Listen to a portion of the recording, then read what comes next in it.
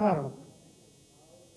మనందరికీ ఒక విషయం తెలుసు, పూర్ణిమ అమావాస్య. ఇదైతే అందరికీ తెలుసు.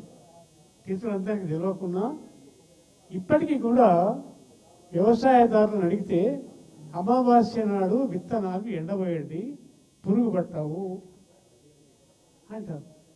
అంటే అమావాస్య నాడు విత్తనాలు ఎండబోస్తే అంటే పూర్వకాలంలో ఇప్పటి వ్యవసాయం కాకుండా పూర్వకాలంలో వ్యవసాయదారులు విత్తనాలు కాపాడుకొని ప్రతి నెలకు అమావాస్య రాగానే ఎండబోసి మళ్ళీ రోహిణి కార్తె దాకా వాటిని కాపాడుకుని వేసేవాడు. నేను కూడా చేసిన వ్యవసాయం, అందుకని చెప్తున్నాను.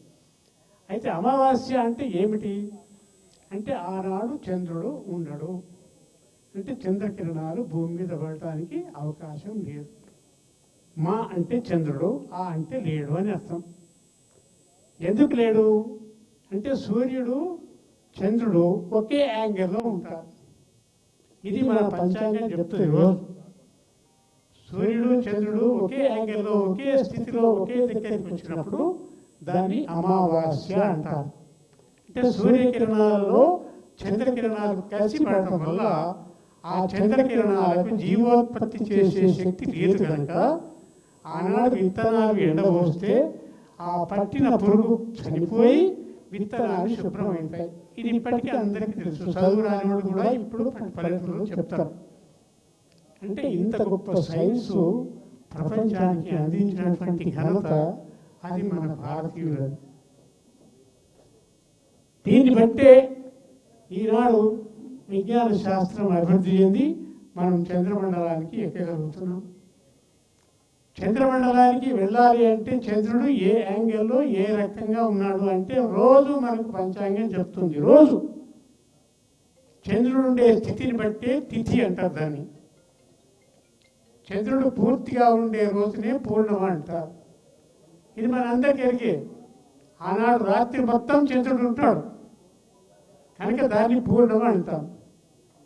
అమావాస్య నాడంటే చంద్రుడు కనబడు నీకు, ఆనాడు మొత్తం చంద్రుడే కనబడు. అంటే ఇంత చక్కగా క్యాలిక్యులేట్ చేసి సృష్టిలో ఉన్నటువంటి ప్రకృతిలో ఉన్నటువంటి పంచాంగాల్లో పంచభూతాల యొక్క మార్పు, దానివల్ల ఏం జరుగుతుంది, ఎప్పుడు వర్షం పడుతుంది, ఇవన్నీ నిర్ణయించి చెప్పేంత గొప్ప సైన్సు ఈ జ్యోతిష్ శాస్త్రం. ఒక రకంగా అన్ని విజ్ఞాన శాస్త్రాలకు మూలమైనటువంటి శాస్త్రం ఏది అని మనం అడగదలిస్తే దానికి జ్యోతిష్ శాస్త్రమే మూలం. ఆకాశంలో ఉండే ఆ నక్షత్రాలు, ఆ నక్షత్రాలు వచ్చే కాంతితో కూడినటువంటి సూర్యకిరణాల కాంతి భూమి మీద పడ్డప్పుడు ఏమి జరుగుతుంది, దాన్ని మూఢం అంటారు. ఎంత సైన్స్ ఉందంటే దీన్ని మనకు తెలియక మనం దాన్ని ఏదో అనుకుంటున్నాం, కానీ ప్రతి క్షణం ప్రతి నిమిషం ఏమి జరుగుతుంది అని చెప్పే గొప్ప శక్తి మన ఈ జ్యోతిష్ శాస్త్రానికి ఉంది. అందుకే ఇప్పటికీ కూడా ప్రతి వాళ్ళు ఏది జరిగినా ఆ పుట్టిన గడియ, పుట్టిన నక్షత్రం, జన్మతిథి, జన్మవారం, ఇది చూసుకుంటాం మనం. ఒక వ్యక్తి యొక్క పుట్టుకను కరెక్ట్గా ఒకవేళ ఆ సమయాన్ని బట్టి లెక్కించగలిగితే వాడు ఏమి చేసి బతుకుతాడు, ఏ విధంగా బతుకుతాడు, ఎప్పుడు చూస్తాడు అది కూడా తెలుసు. ఆయుకర్మచ విత్తంచ విద్యా నిధనమివచ పంచయితాన్ని విరీక్షంతే గర్భస్థ సేవ దేహినాడు.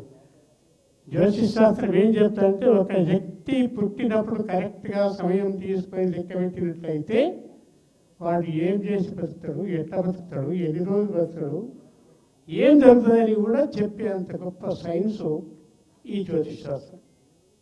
అది పంచాంగంలో ఉంది. చూసినా ఈరోజు పాడ్యమి అంటున్నాము. ఈరోజు పాడ్యమి అంటే ఏమర్థం అంటే ఈరోజు చంద్రుడు ఒకే రేఖగా ఉంటాడు. చంద్రుడికి 15 కళలు ఉంటాయి, పూర్ణం వరకు 15 అవుతాయి.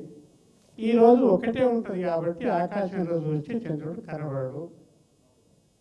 రేపు విద్య అంటే రేపు 2 కళలు వస్తాయి కాబట్టి కొద్దిగా కనబడతాడు. దాన్ని మనకు అందరు చెప్తారు, ఇవాళ నిలబడుకు వచ్చింది, నిలబడుకు నాడు విత్తనాలు పోయాలి. మనకి ఇవన్నీ ఎరికే. మన సంప్రదాయం ఎంత గొప్పదో మనం మర్చిపోతున్నాం కూడా. కాబట్టి మర్చిపోకుండా 1, 2 జనవరి 3 జనవరి 4 అంటే మనకు వచ్చేది ఏం లేదు అందులో.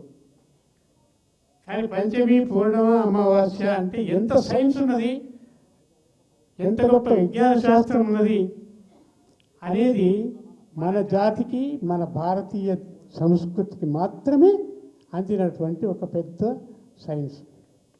ఇది వేరే దేశాల్లో లేదు. ఈ రకమైన లెక్క ఇప్పుడు మన దగ్గర నుంచి అమెరికాలో పోయిన వాళ్ళు పంచాంగం వింటూ చెప్పించుకుంటారు, కానీ అమెరికాలో పోయిన వాళ్ళకి ఈ అవకాశం లేదు. ఇంత పెద్ద సైన్స్ వాళ్ళ దగ్గర లేదు. ఈనాడు మనం చంద్రమండలం మీదకి ఎగిరిపోతున్నాము అంటే చంద్రుడు ఏ యాంగిల్లో ఉంటాడు, ఎప్పుడు ఎక్కడ ఉంటాడు అనేది చెప్పేది ఈ పంచాంగమే. ఇదే ఇవాళ పంచమి అంటే పంచమి నాడు చంద్రుడు 5 కళలతో ఉంటాడు. అయితే 5 కళలు ఆయనకు వస్తాయంటే పంచమి అట్లా కనబడుతుంది. ఆకాశంలో చూస్తే అందరికి కనబడుతుంది. పూర్ణిమ అంటే పూర్తిగా చంద్రుడు ఉండే రోజు. చంద్రుడికి ఉన్నటువంటి మొత్తం రూపం అంతా కూడా చంద్రుడికి ఉన్నటువంటి కనబడతాడు. అష్టమి నాడు చూస్తే సగమే కనబడుతుంది. ఇంత సైన్స్ చెప్పేటువంటి ఈ దేశము మన పంచాంగాన్ని మర్చిపోకుండా ఉండేటందుకని ఈ ఉగాది పండుగ ఇంత వైభవంగా చేసుకునే ఆచారం మనకు పెట్టాడు. చేసుకుంటున్నాం, పచ్చడి తాగుతున్నాం. 6 రుచులు అందులో ఉన్నాయి. అంతకంటే ఇంకా రుచి లేదు వేరే. మనం తినదలుచుకున్న రుచుల్లో 6 ఉన్నాయి. లవణాన్న కటుకషాయ తిక్త భేద షడ్విధ అని 6 రకాల రుచులు ఆ పంచాంగంలో ఇచ్చి మనకు జీవితంలో ఇలాంటి చేదు అనుభవం ఉంటుంది, తీపి అనుభవం ఉంటుంది, వగరు అనుభవం ఉంటుంది. ఇవన్నీ అనుభవించాలి అని చెప్పి పంచాంగం. కాబట్టి ఇంత గొప్ప పంచాంగం ఈరోజు మనకు పరాభవనామ సంవత్సరంతో ఆరంభమైంది. ఈ సంవత్సరాలన్నీ 60. ఏదైనా 60 నిమిషాలు అయితేనే 1 గంట అవుతుంది, కానీ 30 నిమిషాలకు 1 గంట అవుతుంది అని కూడా లెక్కబెట్టి పంచాంగం చేయగలవాలి. 60 నిమిషాలు కావాలి. 1 నిమిషము కూడా మన వాళ్ళు లెక్క పెట్టారు. ఇంకా నిమిషానికి 60 లిప్తలు, లిప్తకు 60 ఛాయలు, ఛాయకు 50 పలములు, పలం అంటే ఇంత సన్నగా ఇంత చిన్నగా కాలాన్ని లెక్క పెట్టినటువంటి వాళ్ళు మనవాళ్ళు. 1 కనురెప్ప కొడితే ఎంత సమయం పడుతుందో అక్కడి నుంచి ఈ కాలాన్ని లెక్క పెట్టిండ్రు. మనకు తెలియకుండానే మన కనురెప్పలు కొట్టుకుంటుంటాయి. వాటికి మన ప్రమేయం లేదు, వాటికి బుద్ధి యొక్క ఆజ్ఞ అవసరం లేదు. ఒక చెయ్యి ఇట్లా కదలాలి అంటే దానికి బుద్ధి ఆజ్ఞ ఇవ్వాలి. కానీ కనురెప్పలకు ఏమిచ్చిండంటే భగవంతుడు అవి వాటంతలవే కొట్టుకుంటుంటాయి అందరికీ, ప్రతి సెకండ్. అందుకే దాన్ని ఏమంటారు, నిమిషము అంటారు. అంటే ఒకసారి కనురెప్ప కొట్టి మరొకసారి కనురెప్ప కొట్టడానికి మధ్యన ఉండే కాలాన్ని నిమిషం అని లెక్క పెట్టింది. ఈ రకంగా సూక్ష్మమైనటువంటి కాలాన్ని 1 సంవత్సరంగా లెక్క పెట్టాలంటే ఎంత లెక్క చేయాలి? ఆ రకంగా పంచాంగాలు లెక్క చేసి ఇవాళ మనకు అందిస్తున్నది మన జాతి, మన సంస్కృతి, మనకు ఉండేటువంటి విజ్ఞానం. దీన్ని బట్టే ప్రపంచంలో విజ్ఞాన శాస్త్రం ఇంత డెవలప్ అయింది. అందుకని ఈరోజు మనం పరాభవనామ సంవత్సరం, దీని పేరు పరాభవం.